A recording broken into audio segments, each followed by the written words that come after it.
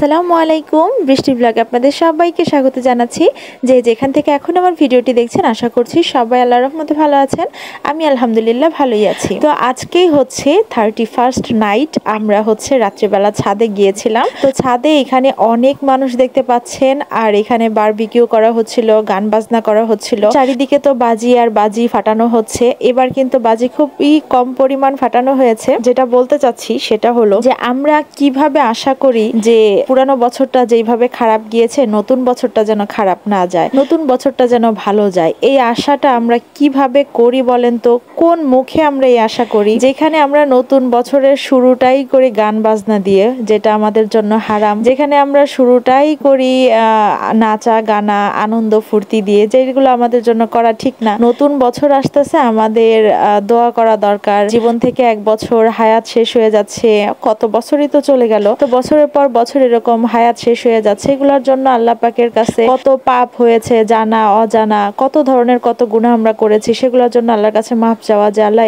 এই গুনাহ যেন আর পরবর্তীতে না হয়, সামনের বছরে যাতে এই ধরনের আমরা খারাপ কোনো কাজ না করি, যাই করি সবসময় যেন ভালো করতে পারি, সেই তৌফিক তুমি আমাদের দান করো। আমরা তো কেউ এইগুলা নিয়ে বসি না, খুব কম মানুষই বসে। খুব অনেকেই আছে, সবাই যে আনন্দ ফুর্তি করে, কেউ যে দোয়া দুরুদ করে না সেটা না।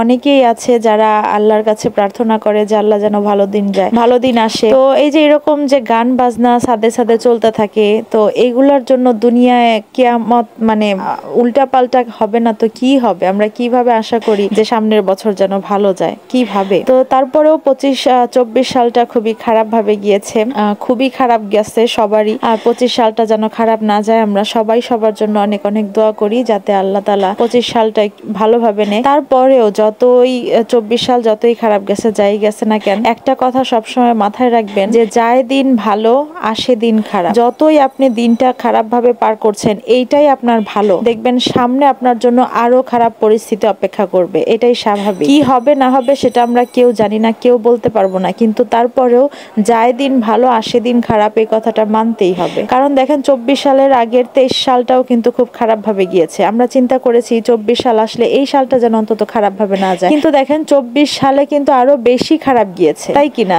দেখেন কি পরিমাণ ছাত্র আন্দোলনের সময় কত প্রাণ গেল, কত কি হইল আমরা দেখলাম। অনবরত হতেই আছে। তাহলে 24 সালটা 23 সালের চেয়ে আরো খারাপ গেল না? এখন আমরা কিভাবে বলতে পারবো যে 25 সালটা আমাদের জন্য ভালোই হবে? হয়তো এর চেয়ে আরো খারাপও হইতে পারে।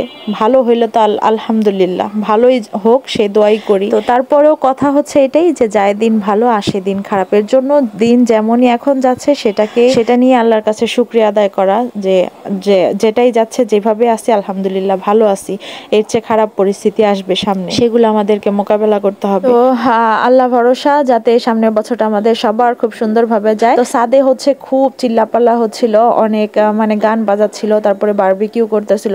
তো এর জন্য ওগুলার সাউন্ড তো ভুলেও রাখা যাবে না, সামনে একটুখানি রেখেছিলাম।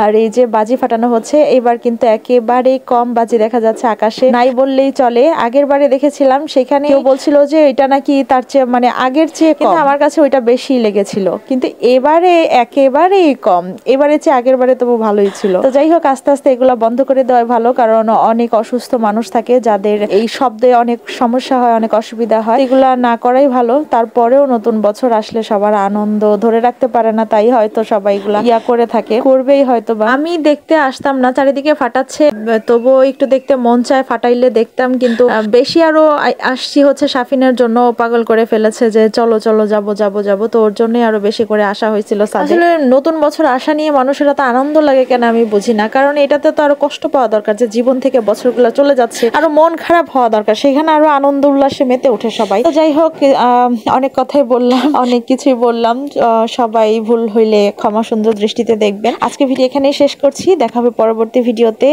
সে পর্যন্ত সবাই ভালো থাকবেন, সুস্থ থাকবেন, আল্লাহ হাফেজ।